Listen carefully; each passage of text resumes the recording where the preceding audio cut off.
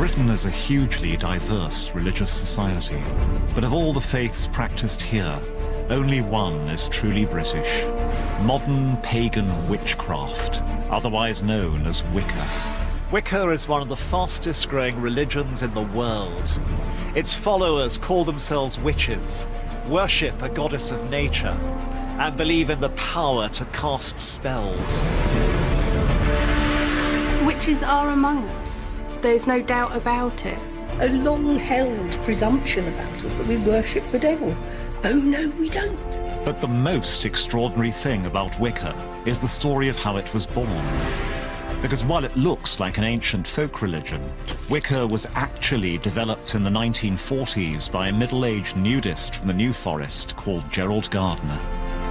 In one sense, he was highly devious. He wasn't a typical founder of a religion. King of the witches. His hair goes this way, his beard goes that way. He was witchcraft. I'm Professor Ronald Hutton.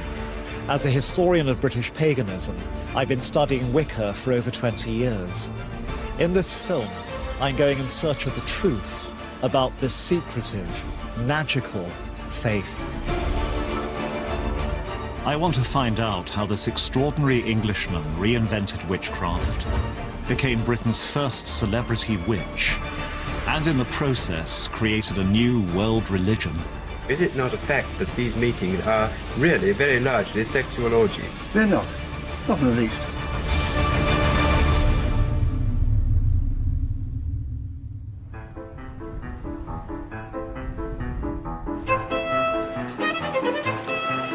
You might not realize it, but in modern Britain you are never far from a witch. They don't wear pointy hats, and they don't ride on broomsticks, but they do cast spells, and they definitely believe in magic.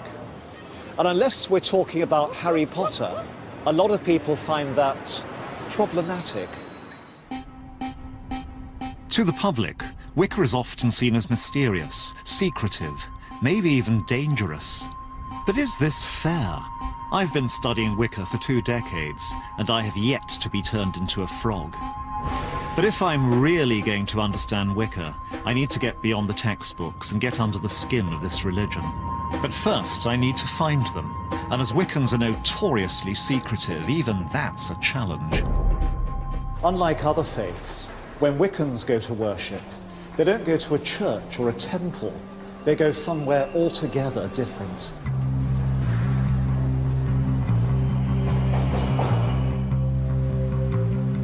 Modern witches are often urban creatures, but as a reverence for nature lies at the heart of their faith, they conduct their rituals in parks and woods right in the heart of the city. This is a gorgeous looking place. Why have you chosen it, and what are we going to do here? Well, we're in Queenswood, which has been used by pagans for ceremonies for decades and decades. And what we're here to do is to have a Wiccan-based ceremony to remember what's sacred about us and about our connection with the land and the place that we live. And it's customary in Wicca that there aren't observers, there are only participants. So I'd like to invite you to join us if you'd be willing to. I'd be honoured. I'm a bit nervous.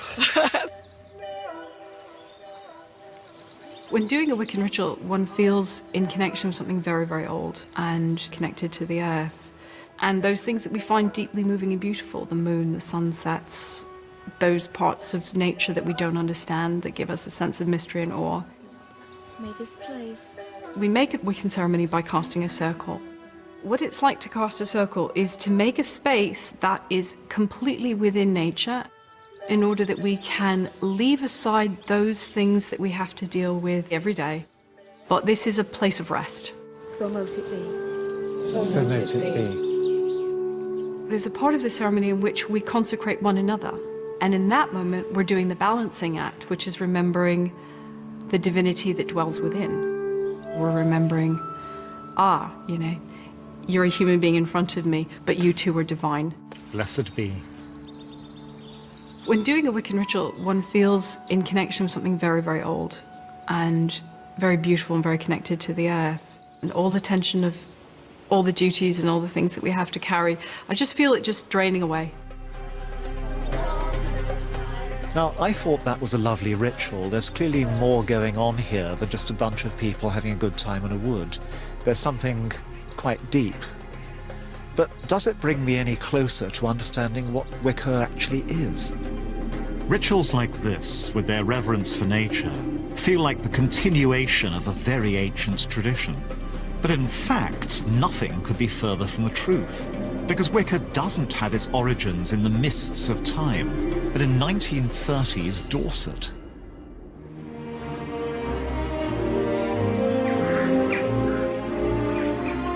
In 1938, a 52-year-old ex-colonial gent called Gerald Gardner retired with his wife to the south coast of England.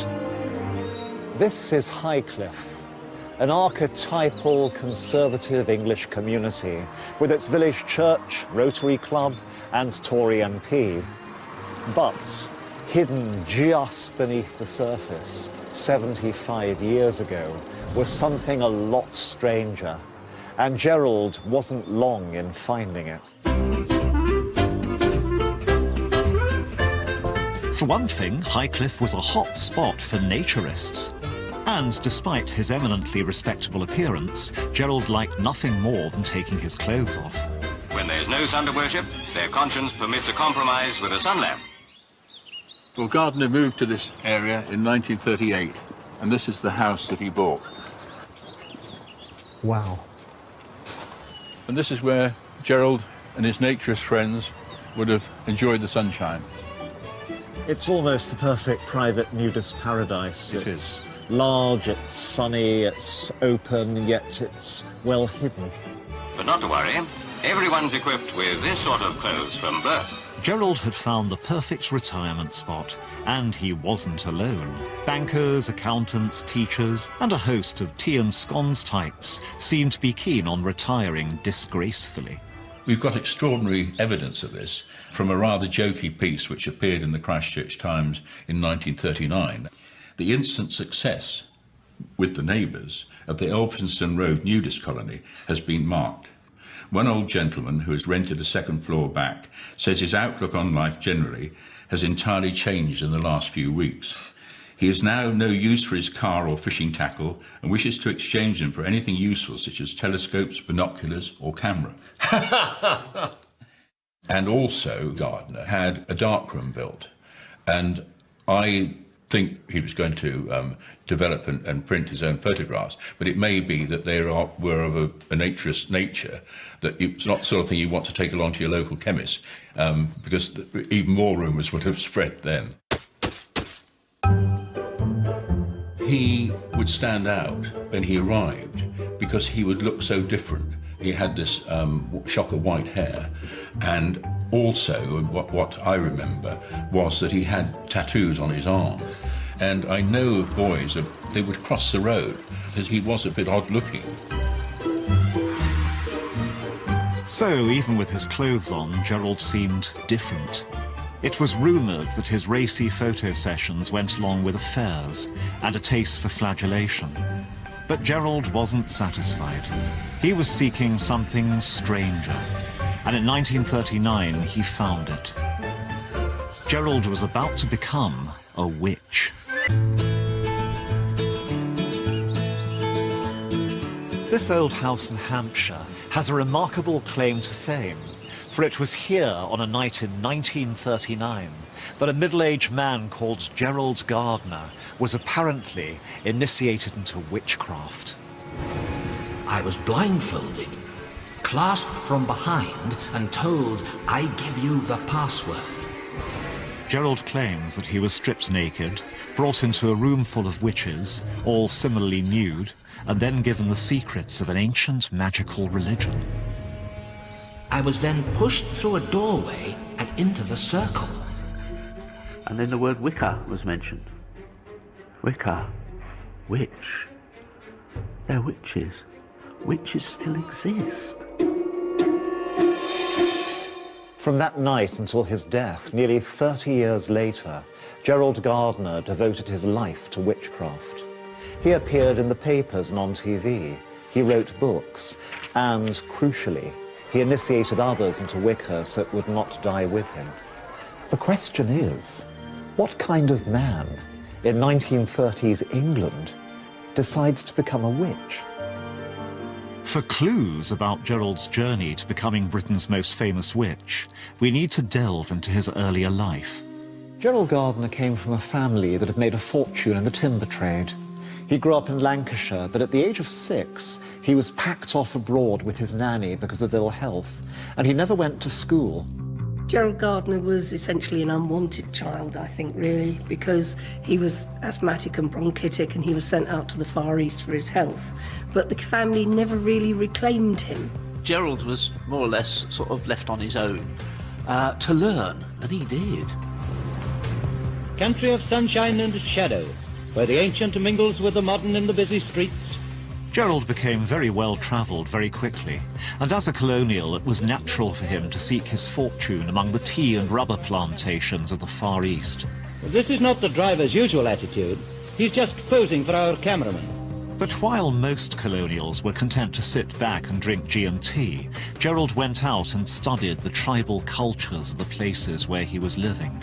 In particular, he became fascinated by tribal ritual magic. It's not uncommon for some to go into a trance, as if hypnotized by the drug. One of the rituals that he attended was putting a young girl into trance. Disease was driven out of their bodies by spells. Magic to these tribal people was a matter-of-fact affair. It was real. Gerald says it was really quite an atmosphere. It was quite unlike anything that he had seen before. Gardner's fascination with tribal magic went along with a deep interest in Western occultism. He was inspired by pioneers like Sherlock Holmes author Arthur Conan Doyle, who was heavily involved in spiritualism and had become one of the most prominent public figures in magic and the supernatural. Gerald picked up on Conan Doyle's magical world, and it wasn't long before he was following in his footsteps, experimenting with seances and spiritualism. The tribal rituals he then witnessed in Malaya only cemented this belief that magic was a powerful and very real thing. So, by the time he retired to Highcliffe, Gerald had been studying magic for decades. And he soon made contact with local occultists, in particular a large group of Freemasons who were based nearby. He found a people who were, if not exactly like-minded, then similarly minded. There were some people who were very interested in esoteric things. There were others that were interested in nature and nature spirits. They were people who knew the local folklore. They knew the lie of the land. Those people, as he got to know, were interested in something else as well. This something else turned out to be a kind of native English version of the ritual magic Gerald had experienced in the Far East. It was real English witchcraft, and Gerald wanted in. Imagine, if you can, how this sort of thing would have seemed to most people in 1939. To most residents of Highcliffe, had they but known the truth, Gerald would have seemed little short of insane. But was this all madness, or was Gerald simply following tradition? In Britain, there is a long history of useful witchcraft dating back to the Middle Ages. Known as the cunning folk, these witches would cast spells to heal the sick or bring good luck. Research has shown that Gerald essentially used these spells in his own New Forest rituals. But it was his ambition that set Gerald apart from the cunning folk of old. For him, these English folklore spells held much greater power. Gerald had ambitions to use magic on a much grander scale that would change not just your health, but the entire world. He was about to test his newfound magical powers against something truly dangerous. As just across the sea, Hitler began to threaten invasion. When he wasn't casting spells, Gerald was also a prominent member of the local Home Guard. And so, it made sense to Gerald to prepare to repel the Nazis, not just with rusty bayonets, but with magic. And on one night in 1940, that's exactly what he and his coven are said to have done. We were taken at night to a place in the forest where the Great Circle was erected. I've come to the depths of the New Forest in search of the exact location of this famous magical encounter. And here to talk me through it is Gerald's biographer, Philip Heselton. Yes, hello, Ronald. Glad you found it all right. We're here because Gerald, Gardner, said we were taken at night to a place in the forest, and there we created the largest cone of power that we had ever attempted. What's a cone of power? Well, it's not a physical cone. It is something magical, a thought form, if you like. This was to be directed towards the high command of the German army, and indeed to Hitler himself. For Gerald, the threat of German invasion was the perfect opportunity to demonstrate the true power of Wiccan magic. And the great cone of power was raised and slowly directed in the general direction of Hitler. They built up power, dancing quickly round. And then when that power had reached its climax, there was this cone of power which could be seen by those who were sensitive to these things. The command was given. You cannot cross the sea. You cannot cross the sea. They rushed towards the fire, at the same time raising this cone of power and sending it over to the German High Command and indeed to Hitler himself. I have to confess, although the night isn't particularly cold, I'm shivering a bit here. I got wet feet. It's pretty uncomfortable. Would it have been similarly physically exhausting for them? Well, yes, because they weren't in the first flush of youth, most of them. It was something which exerted them. It exerted them greatly. And Gardner says several of them died shortly after that ritual. You cannot cross the sea. You cannot come. You cannot come. This was, if you like, the life force of the individuals coming out. This was important to them. And they were prepared to sacrifice themselves, if necessary, in order to achieve this objective. This wasn't just doing it for fun. These were people, you know, they were too old to join up, and all right, Gardner was in the Home Guard, but they felt they wanted to do something. And so they used the skills that they believed that they had, which were the magical ones. And so, I say, it would be surprising if they hadn't done it. And we know of various other groups throughout the country that were doing similar sort of things.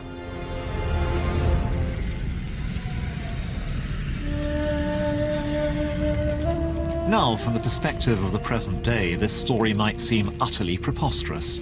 Witches effectively sacrificing their lives in order to create a spell to ward off the Nazis. But Hitler didn't come, and even the British government seemed to feel threatened by the power of magic. Shortly after Gerald's Cone of Power ritual, a spiritualist called Helen Duncan was actually prosecuted for her occult activities. Duncan had rattled twitchy naval officers and attracted the attention of the authorities in 1944, when she held seances in Portsmouth and began answering questions about people's relatives who'd been killed in action.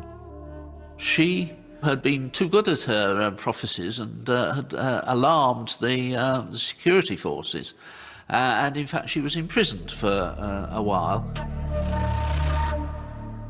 But Gerald's passion for the occult was unwavering, and crucially, he wasn't alone.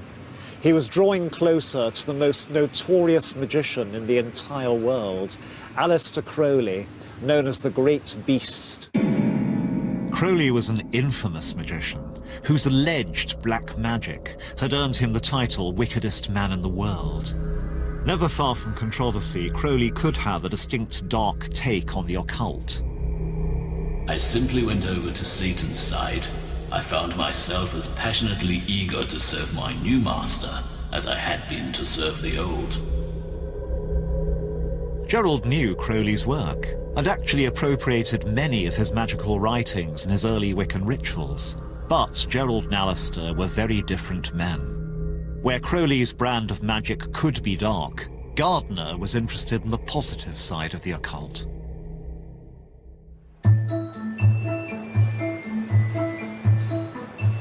And these colourful characters gathered here at the Atlantis bookshop, which had a temple in the basement and sold rare texts with instructions on how to summon the dead, talk to angels, and wield supernatural power. It became a safe haven for like-minded people to come, meet, and discuss things without prejudice, and it gave them the protective colouring that at the time they needed. What sort of things happened at this shop, and why do they matter to history? They matter because there were so few places that people who've been interested in this sort of thing could meet their fellows, where you could talk as equals, whether you were a witch or you were a high ceremonial magician or an astrologer or a numerologist, you have always been treated as equals here. And people would have enjoyed each other's company because they could talk honestly. What do you think of Gerald Gardner? My father used to come home and say, he was in again today, kids, king of the witches. His hair goes this way, his beard goes that way. And he had style, he had presence, and he had a great cracking wit as well. That charismatic person is exactly what you need to create a movement. And this gave him a platform, not exactly as a recruiting platform, but it was a place where people could come, meet each other, be gently vetted to see if they were suitable. Crowley was nearing the end of his life, and he wanted Gardner as heir to his secret occult society.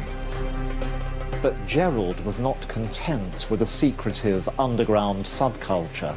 He wanted to take Wicca to the masses. So that's exactly what he was about to do, with a bang. I ask you, is it not a fact that these meetings are really very largely sexual orgies? They're not in the least. Dr. Gerald Rosso Gardner is a qualified scientist. He is also a witch. This is Gerald Gardner, appearing on the BBC's Panorama programme in 1958. Most witches are initiated quite young, and of course, some of them are young, some of them are middle-aged, some of them are old. Just a few years previously, Gardner had been performing spells in the New Forest with a small coven of witches.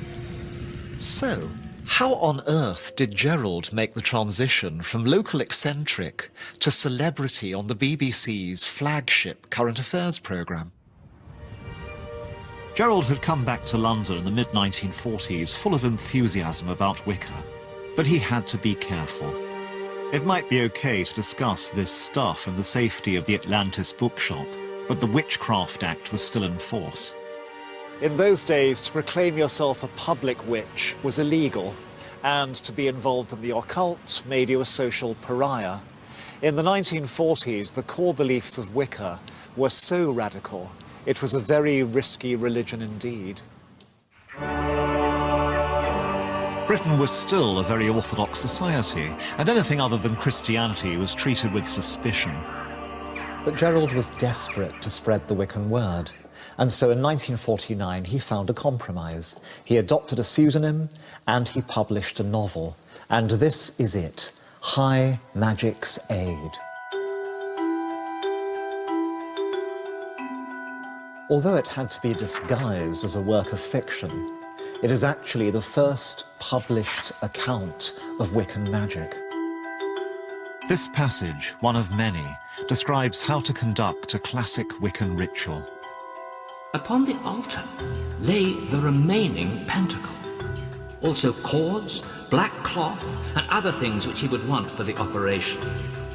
Taking this pentacle, he bound it with a cord and shrouded it with a cloth.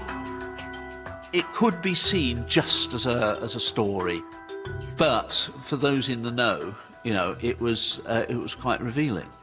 It included quite a lot of witchcraft rituals that are fairly familiar today. In some ways, it's a terrible novel. It's too many yees and prithys and forsooths and thous. But in essence, it's witchcraft writ large there. High Magic's Aid wasn't exactly a bestseller, but it did sow the first seeds of Wicca out in the wider world. Then in 1951, after a campaign by a group of spiritualist MPs supported by Winston Churchill, who himself had become interested in the occult, the Witchcraft Act was finally repealed. Gerald was now free to out himself as a witch and to tell the world all about Wicca, which was by now developing into a fully fledged religious system. Since his New Forest initiation, Gerald had become something of a magpie, building his new religion from many sources. He borrowed heavily from both English folklore witchcraft and modern shamanic magic for his spells and rituals, whilst the iconic symbols that would become synonymous with Wicca, most notably the pentagram, were in fact ancient symbols that had been adopted by the Freemasons. This blend of influences found expression in Gerald's collection of magical objects. But to see some of these, you have to go to a rather unlikely location.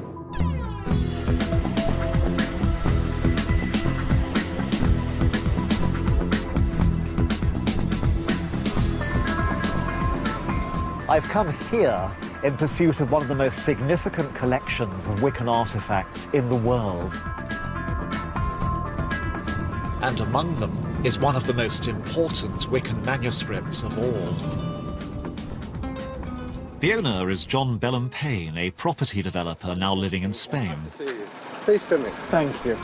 He is also one of Wicca's senior priests, and in the great tradition of the faith, has had many of Gerald's most prized magical possessions handed down to him. Wow. Could you talk me through some of Gerald's objects and explain what they were for? Okay, this was Gerald Gardner's wand, or at least one of them. And he would have used that to cast a circle. The other items here that we have from Gerald is one of his athames. What is an athame? It's a ritual knife. We only use an athame for magical purposes. Oh my. Obviously, it's phallic, so it would be used for some sort of recreational purpose, I think. Other items of Gerald's are these two crowns. The priestess would wear this one, of the representing the triple aspects of the moon, and this would be what he would have worn, which was representative of the horn god. So they're representing goddess and god in the circle. Goddess and god, absolutely right. Ron, I actually think that that's your size. Would you like to try it on? If you would like me to do so, yes, by all means. Absolutely. Okay. It's remarkably comfortable. Gerald was a practical sort of chap. But the real prize is much too valuable to be kept in John's basement. Worth more than $1 million, it's locked away in a much more secure location. Now I'm being granted a remarkable privilege. I'm about to see a Wiccan Holy Grail. Here, in a secure vault in this bank, is one of the most significant and valuable religious documents of the 20th century. This is the foundation text, the closest thing to a Bible, of modern pagan witchcraft. And never reveal the secrets of the art. It's called the Book of Shadows. It's Gerald's own magical workbook, his experimental notes for what Wicca would become. Here Gerald wrote down the original rituals and spells that Wiccans have been using ever since. It's a manual, and like Wicca itself, it remained a work in progress rather than a fixed set of doctrines. So Ronald, this is it. This is Gerald Gardner's first and original Book of Shadows. First of all, it's probably the most famous book that there is in the craft. And as far as that is concerned, my take on this book is I think it's as important as owning the original Bible, because it's full of just everything that Gardner learned at that stage from a whole load of different sources.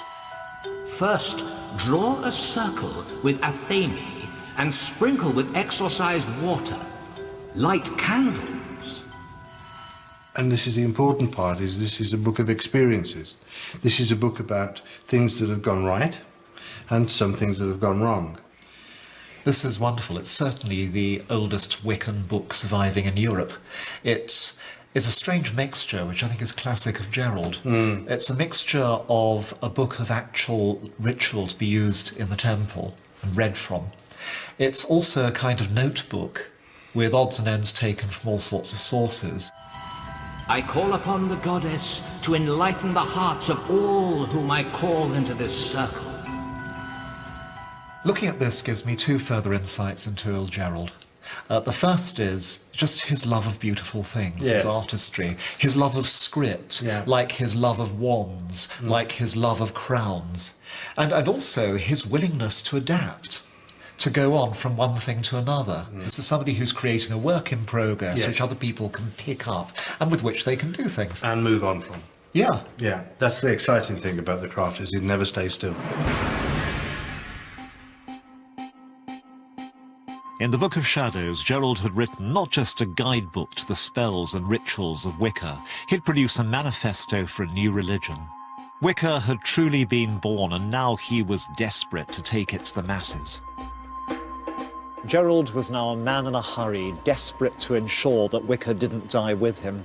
He'd devote the next 10 years to spreading word of it throughout the land, whatever the consequences. In 1954, Gerald published his essential guide to Wicca, Witchcraft Today.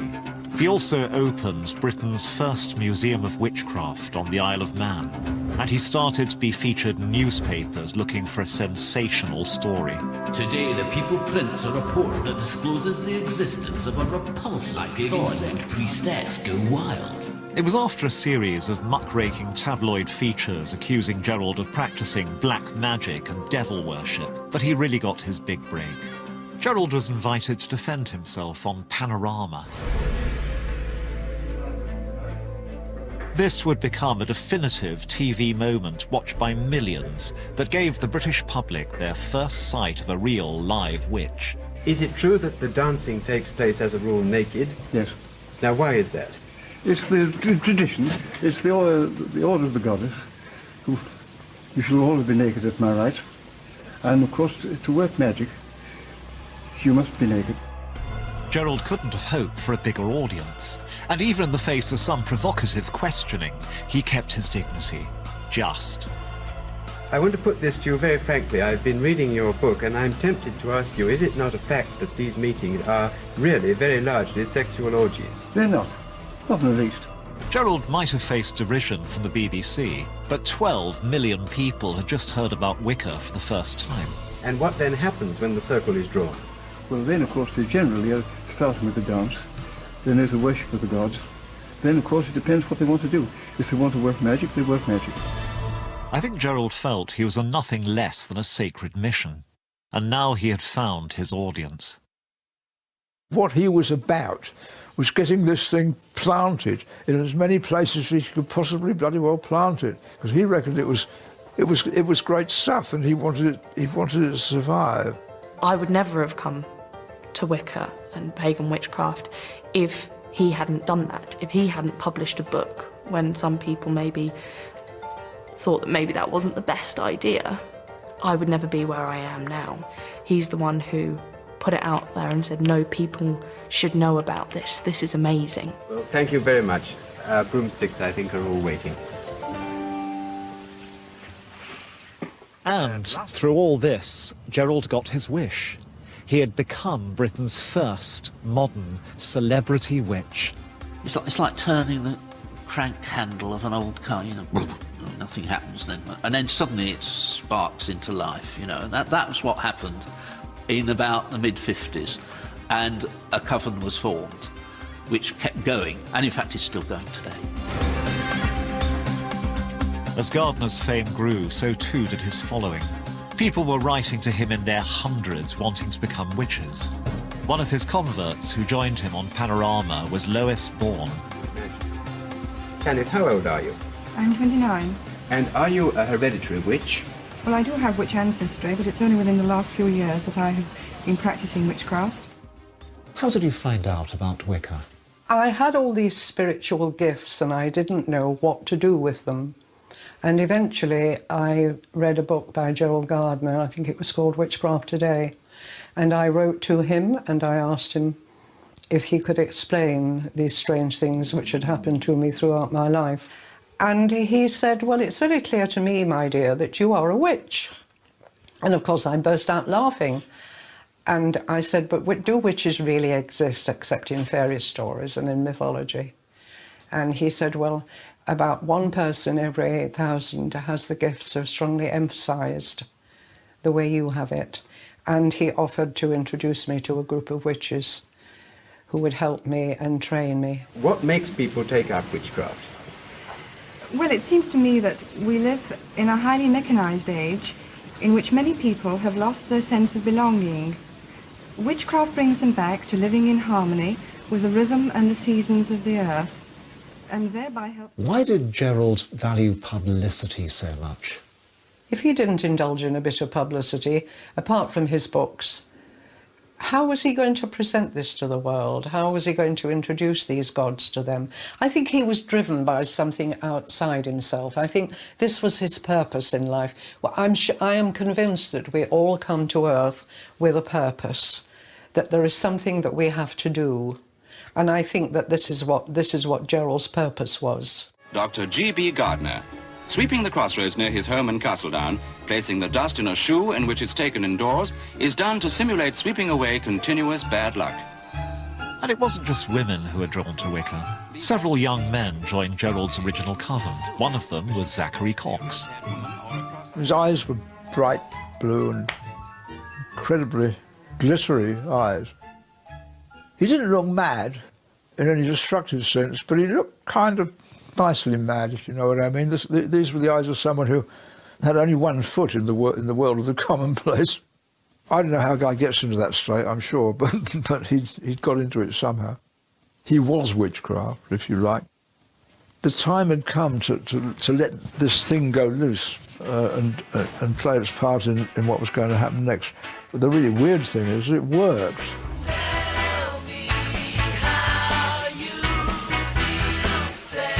And at the dawn of the new decade, there was something else in the air that would work in Wicca's favour: social revolution. Social rebels have taken over in what seems more like an invasion than a revolution, because they've got their own new language. As the 60s began to swing, Wicca's emphasis on gender equality, nature worship, and sacred sexuality made a perfect fit for the historical moment. It was almost as if Gerald had predicted how the world was about to change. He was a conduit for something that it was the right time for that to happen. By the time that Gerald died in 1964, Wicca was on its way to becoming a global faith. And in America, where the counterculture was really rocking society to its core, Gerald's radical new religion exploded into a phenomenon. Throughout the 70s and 80s, Wicca continued its march into the mainstream, helped in no small part by hugely successful cult movies like The Wicker Man, which provided a tantalizing, if inaccurate, glimpse of the pagan faith to cinema goers throughout the world. Oh God! Oh Jesus Christ! But as Wicca expanded across the globe, without its eccentric leader, would this very British religion flourish or perish? In Britain today, Gerald Gardner's radical religion, his feminist, eco-friendly, magical faith, has taken its place at the heart of our culture. Where once witches were persecuted and driven underground, today they can be out and proud. 21st century Wicca is plainly a far cry from its roots in the New Forest. The forthcoming census results are expected to show it well up among the top 10 religions in the United Kingdom. And as the faith has grown, Wiccans have formed campaign groups. These organisations lobby the government about the ongoing recognition of Wicca and its followers' rights. One of the most prominent and active of these groups is to be found in the modern police service. I want to find out how Gerald's legacy is influencing policy and changing attitudes within some of our most respected professions. Andrew Pardey is spokesman for the Police Pagan Association. Border Officer Adam Perment represents pagans in the Home Office. The format we use, the way things are laid out, was brought to us by Gerald Gardner. I don't think we would be doing the same type of thing, casting a circle, calling the quarters, had not Gerald Gardner given to us what he did give. And when we look at it, if I look at Wicca, it's probably the only religion that England has ever given to the world. Police officers may go in and they may see an altar set up, and they may not know whether the possession of a ritual knife falls underneath defences in law or not. And it's simple things like that that just make the police a bit more reassured of how they're dealing with people, but also allows that pagan community to know that they're going to be dealt with fairly, just as any other person would. And if Gerald's legacy is becoming influential in the UK, in America his radical English faith has infiltrated the very heart of the establishment, the US military. Roberta Stewart and Reverend Selena Fox are on a mission. Stewart's husband, Sergeant Patrick Stewart, was killed in combat last September in Afghanistan. The Nevada native was a Bronze Star and Purple Heart recipient. He was also a member of the Wiccan religion, whose symbol is the pentacle. Stewart was refused a Wiccan memorial because the authorities viewed his faith as a cult and not as a true religion. I said, "Where's my husband's plaque?" And they indicated that the emblem of our chosen faith was not allowed to be on there. Since this test case in 2007, the Wiccan pentagram has been a religious symbol officially recognized by the US military and can be carved on the gravestones of service men and women who are killed in the line of duty. Back in the UK, Wicca's evolution shows no sign of slowing down. Indeed, it's almost certainly the fastest growing religion in the country. And what's interesting to me is that it's the younger generation that is leading the march. This is Croydon, South London. Not perhaps the most magical place on the planet. This weekend, Croydon is hosting the biggest gathering of witches in the world. I've come to Witch Fest.